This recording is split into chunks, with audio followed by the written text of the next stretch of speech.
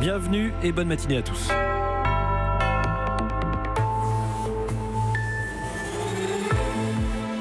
Europe Matin, votre matinale info sur Europe 1. François Geffrier. Le journal de 8h, c'est avec Sophie Tussaud. Bonjour Sophie. Bonjour François, bonjour à tous. Il se trouve pour l'instant entre Malte et l'Italie. L'Aquarius attend un port pour accoster. Les pays européens discutent. Le port de Sète dans l'Hérault se propose de l'accueillir. Nous serons sur place dans un instant. À la une également Sophie. Une bonne nouvelle, le chômage a légèrement baissé au deuxième trimestre selon les chiffres de l'INSEE publiés ce matin.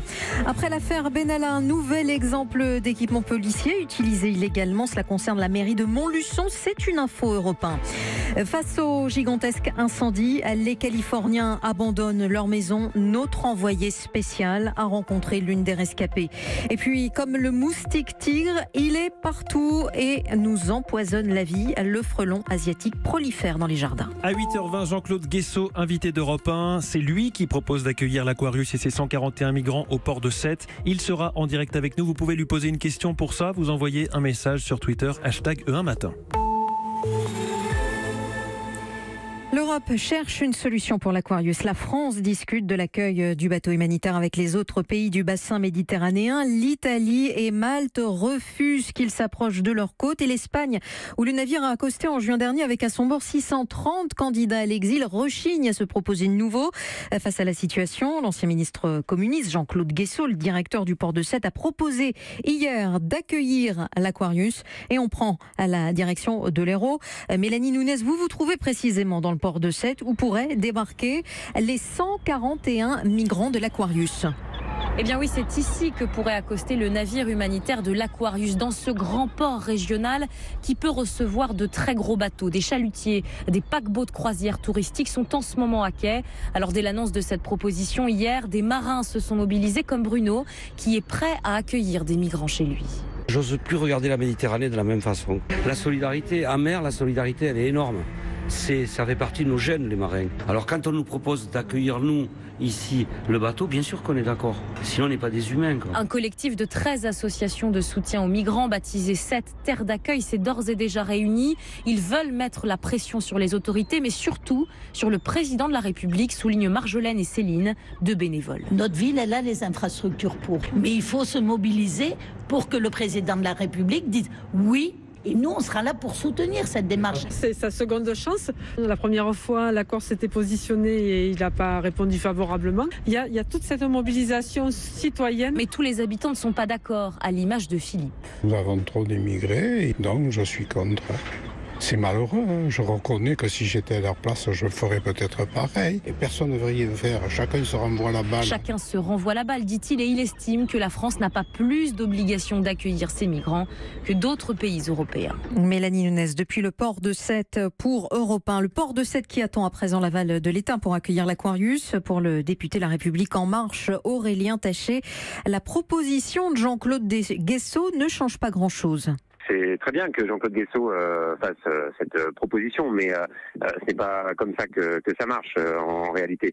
On a des discussions avec nos partenaires européens, espagnols, maltais. La question maintenant est de savoir où est-ce que ce bateau doit pouvoir débarquer dans les meilleures conditions et le plus rapidement possible pour qu'on puisse secourir ces personnes. Et puis ensuite, comme à chaque fois, la France prendra ses responsabilités et accueillera une large part des personnes qui relèvent du droit d'asile et qui sont actuellement sur ce bateau. Là, la France prendra, comme d'habitude, toutes ses responsabilités. Aurélien Taché, le député La République En Marche, répondait à Pauline Jacot. Et sur ce dossier, nous serons en direct avec le président du port de Sète, Jean-Claude Guessot, tout à l'heure à 8h15. Il est 8h04, la suite du journal de Sophie Tussaud, l'actu économique et cette petite bonne nouvelle sur le front de l'emploi. Oui, si les chiffres du chômage publiés par Pôle emploi il y a 3 semaines étaient plutôt moraux, ceux dévoilés ce matin par l'INSEE vont plutôt dans le bon sens. Au sens du Bureau international du travail, Emmanuel Dutheil, le nombre de chômeurs diminue légèrement au deuxième trimestre. Oui, comme vous le dites, c'est vraiment très très léger, c'est même l'épaisseur du trait. C'est moins fort qu'attendu, mais le nombre de personnes sans emploi a baissé au printemps, 48 000 personnes en moins en France métropolitaine. Si on regarde cette fois sur toute la France, 9,1% de la population active reste sans emploi. La seule catégorie qui affiche vraiment une très forte baisse, c'est celle des jeunes femmes. Le taux de chômage des 15-24 ans, là si on regarde hommes et femmes, s'est établi à un petit peu plus de 20% au deuxième trimestre. C'est gigantesque, bien sûr, quand on dit ça, mais c'est pourtant son plus bas niveau depuis depuis fin 2008. Autre petit signal encourageant, c'est ce que l'on appelle le taux d'emploi. Vous savez, c'est le nombre de personnes qui peut travailler. Bien là aussi, ce taux d'emploi étant très légère hausse. Et là aussi, ce qui est intéressant, c'est qu'il est à son plus haut niveau depuis le début des années 80. Mais bon, malgré tout, ce qu'il faut sûrement retenir, c'est que le chômage a bien du mal à reculer. Et c'est pour cela que le gouvernement compte fortement, notamment sur sa réforme de la formation professionnelle, pour tenter enfin d'inverser un petit peu la tendance. Merci Emmanuel Dutheil, chef du service économie d'Europe 1. Du nouveau concernant le prélèvement à la source, notamment pour les entreprises de moins de 20 salariés. Elles sont 1 million en France. Gérald Darmanin, le ministre de l'Action et des Comptes publics, annonce dans le courrier Picard qu'elles bénéficieront dès le mois de janvier prochain d'un dispositif gratuit via l'URSSAF pour déclarer et reverser le montant prélevé sur les bulletins de salaire. L'affaire Alexandre Benalla a fait couler beaucoup d'encre ces derniers jours. Voici une autre histoire qui y fait un petit peu penser, puisqu'il y a là aussi des équipements policiers utilisés illégalement. Oui, c'est une information Europe 1. Mardi dernier, les policiers d'Arcachon ont contrôlé un vacancier mal garé qui possédait sur sa voiture un pare-soleil police et des lumières bleues sur la calandre avant. Pourtant, cet homme n'a rien d'un fonctionnaire de police. Il travaille à la mairie de Montluçon comme directeur de cabinet. Guillaume Biet. C'est d'abord l'équipement de cette voiture mal garée qui intrigue les policiers sur le parking de la dune du Pilat. Une Citroën stationnée sur un emplacement réservé aux bus et qui arbore un pare-soleil avec une plaque police ainsi que des répétiteurs de gyrophares bleus dans la calandre. Recherche sur le fichier national. La voiture appartient à la mairie de Montluçon. Deuxième surprise pour les policiers qui ne tardent pas à voir arriver le conducteur, directeur de cabinet du maire de Montluçon et qui assume. Il n'a pas trouvé de place, alors il s'est garé là en abaissant son pare-soleil police pour ne pas être inquiété. Entendu au commissariat d'Arcachon, il explique qu'il est en vacances en famille mais qu'il a le droit d'utiliser sa voiture de fonction et qu'à Montluçon, la mairie aurait fait installer des équipements de police sur 2 véhicules, dont le sien. Or, c'est totalement interdit par le code pénal, délit passible d'1 an de prison et 15 000 € d'amende. Le pare-soleil en question a donc été saisi par les policiers. Le directeur de cabinet que nous avons joint et qui dément avoir des équipements illégaux s'en tire pour l'instant avec une contravention pour le stationnement irrégulier, mais pour le reste, la procédure doit être transmise au parquet de Montluçon qui devrait ouvrir une enquête pour savoir qui a fait équiper ces voitures municipales. Guillaume Biet du service police-justice d'Europe 1. À l'étranger, au Mali, la situation se tend. Le candidat de l'opposition, Soumaïla Cissé, rejette à l'avance les résultats de la présidentielle qui doivent être annoncés dans le courant de la semaine. Il dénonce la dictature de la fraude et appelle le pays à se lever, un vent de révolte, alors qu'en 2013, lors de la précédente présidentielle, Soumaïla Cissé avait reconnu sa défaite face à Ibrahim Boubacar Keïta. L'administration Trump sur le terrain en Californie. Les ministres américains de l'Intérieur et de l'Agriculture se sont rendus hier dans les zones dévastées par le gigantesque incendie qui a tué au moins 8 personnes. 2 semaines après le début du feu, les populations évacuées restent choquées. Jean-Sébastien Soldaini a rencontré Rosie, contrainte de quitter sa maison pour fuir les flammes. Installée au volant de son 4x4 vieillissant, Rosie a l'air encore désemparée. Elle vient de récupérer un panier avec quelques conserves.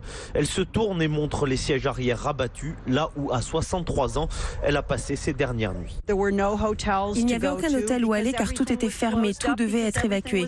Donc il n'y avait nulle part où aller. Il fallait 2 ou 3 heures pour faire 8 km. Je ne mens pas. C'est terrible de devoir partir pour 12 jours. Imaginez 12 jours. Qui avait prévu de partir aussi longtemps ? Rosie a pu sauver l'essentiel car elle a déjà vécu un important incendie il y a 3 ans, des feux de forêt à répétition qui provoquent sa colère. Ils ne mettent pas assez d'argent pour la forêt de Mendocino. Oui, nous avons des arbres magnifiques, mais ils ne nettoient pas les buissons et les ronces qui sont en dessous. C'est ça qui brûle en premier et les grands arbres brûlent ensuite.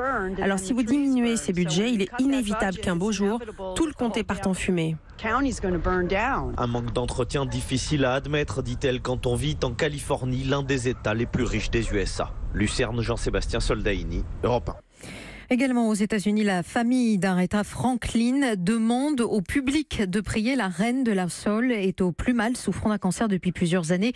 La chanteuse aux 75 millions de disques a été hospitalisée pour recevoir des soins palliatifs. Il est 8h10, vous avez peut-être dû faire face à cette mauvaise surprise dans votre jardin.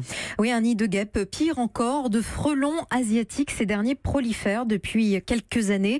Selon l'inventaire national du patrimoine naturel, seuls 8 départements seraient serait épargné en France. Résultat, les désinsectiseurs sont débordés. Exemple dans une petite commune de Normandie, à Saint-Just, où Hélène Terzian a assisté avec un spécialiste à une intervention chez un particulier envahi par ces frelons asiatiques.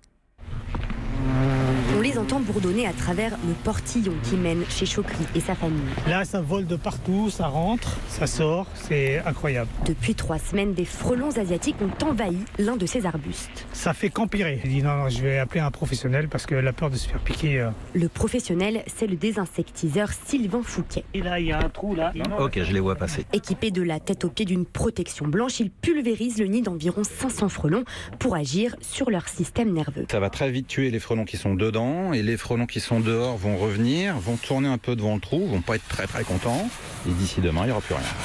Et des interventions comme ça, en ce moment j'en fais entre 20 à 25 par jour, 2 fois plus que les années précédentes et presque 7 jours sur 7. Pour la première fois cette année, Sylvain doit même refuser des interventions en cause, une météo favorable à la prolifération des insectes. Tant qu'on aura des étés comme celui-là, je pars du principe qu'effectivement on aura énormément d'appels. Surtout si l'hiver aussi est doux, comme il n'y a plus vraiment un gros coup de froid en tout cas dans ma région. Les reines survivent toutes et elles recréent à chaque fois des nouveaux nids. Et ce qui inquiète le plus Sylvain, c'est la progression de frelons asiatiques prédateurs d'abeilles.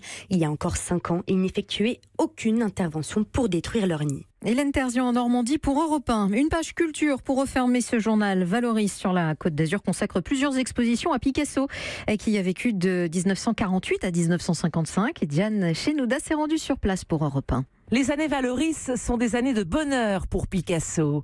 C'est là, dans la ville des Potiers, qu'il s'installe après la guerre avec sa jeune compagne Françoise. Il va peindre ses enfants en train de dessiner, de jouer et travaille la céramique comme personne. Sandra Benadretti du musée de la céramique à Valoris. On sait que Picasso aimait des choses simples, il mangeait beaucoup de poissons. Et il a beaucoup utilisé les motifs de poissons ou de fruits, des choses très simples, mais qui devenaient en fait des œuvres d'art. Autre grand thème, la corrida, représentée dans de grands plats en céramique. Picasso utilise ce plat comme un espace scénique, puisque vous avez au centre les passages de cap avec le taureau, les picadors. Et il va utiliser ce qu'on appelle le marli de l'assiette, c'est-à-dire tout le tour, pour figurer le public, les arènes et même quelquefois il y a le soleil. Enfin, ne manquez pas la chapelle Valoris entièrement peinte par Picasso. Anne Dopfer est la directrice. C'est un lieu absolument magique dont on ne peut jouir que si on vient à Valoris, puisque l'œuvre est une œuvre de Picasso qui est installée dans une toute petite chapelle romane, si bien que quand on franchit les 2 marches de l'escalier, on a l'impression littéralement de nager dans un Picasso. Bref, un vrai festival Picasso à Valoris. Diane Chenouda et les années Valoris de Picasso, c'est tout l'été et jusqu'au 22 octobre. Merci, c'était le journal de Sophie Tussaud. Europe 1.